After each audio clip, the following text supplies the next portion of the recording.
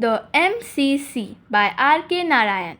Swaminathan had not thought of cricket as something that he himself could play. He was, of course, familiar with Hobbs, Bradman, and Dulip, and vainly tried to carry their scores in his head as Rajam did. He filched pictures of cricket players as Rajam did and pasted them in an album, though he secretly did not very much care for those pictures. There was something monotonous about them. He sometimes thought that the same picture was pasted in every page of the album. No, Rajam, I don't think I can play. I don't know how to play. That is what everybody thinks, said Rajam.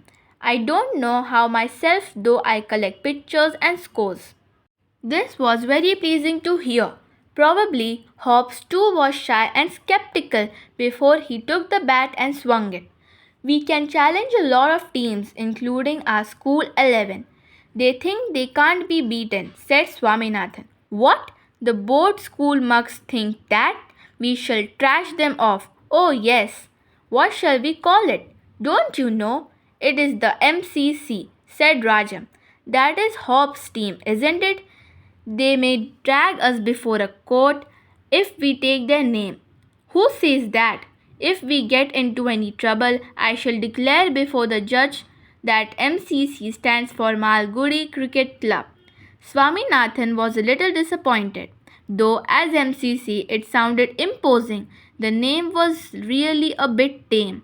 I think we had better try some other name. Rajam, what would you suggest? Well, I am for Friends 11. Friends 11 or say Jumping Stars, said Swaminathan. Oh, that is not bad. Not bad, you know. I do think it would be glorious to call ourselves Jumping Stars. Rajam instantly had a vision of newspaper report. The Jumping Stars soundly trashed the board high school 11.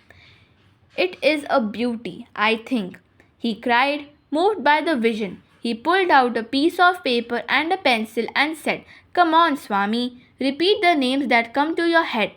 It would be better to have a long list to select from. We shall underline Jumping Stars and M.C.C and give them special consideration. Come on. Swaminathan remained thoughtful and started. Friends 11, Jumping Stars, Friends Union. I have Friends Union already. Here, Rajam said, pointing to the list. Swaminathan went on. Excelsiors. I have got it. Excelsiors Union, Champion 11. A long pause. Are you dried up? Rajam asked. No. If Mani were here, he would have suggested a few more names. Champion 11. You have just said it. Victory Union 11? That is very good. I think it is very, very good. People would be afraid of us. He held the list before him and read the names with great satisfaction.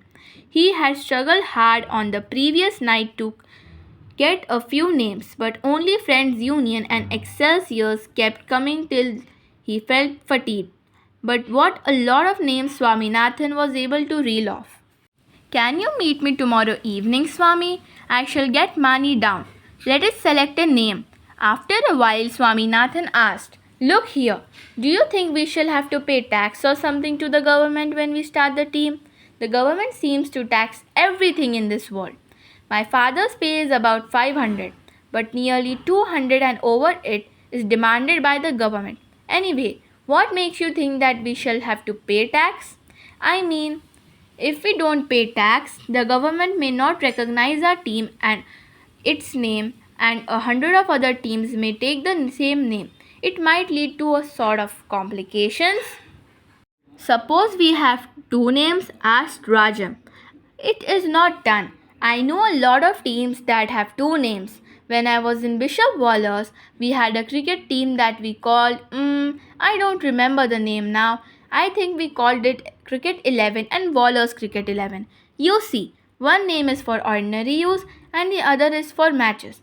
It is all very well for a rich team like your Wallace, but suppose the government demands two taxes from us? Rajam realized at this point that the starting of a cricket team was the most complicated problem on earth. He had simply expected to gather a dozen fellows on the Maidan next to his compound and play and challenge the world. But here were endless troubles, starting with the name that must be unique, government taxes, and so on. The government did not seem to know where it ought to interfere and when not. He had a momentary sympathy for Gandhi. No wonder he was dead against the government. Swaminathan seems to be an expert in thinking out difficulties. He said, even if we want to pay, whom are we to pay the taxes to? Swaminathan thought to himself, certainly not to His Majesty or the Viceroy.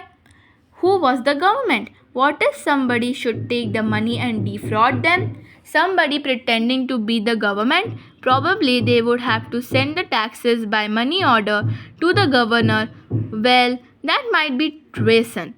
And then what was the amount to be paid? From Swami and Friends by R.K. Narayan. Thank you.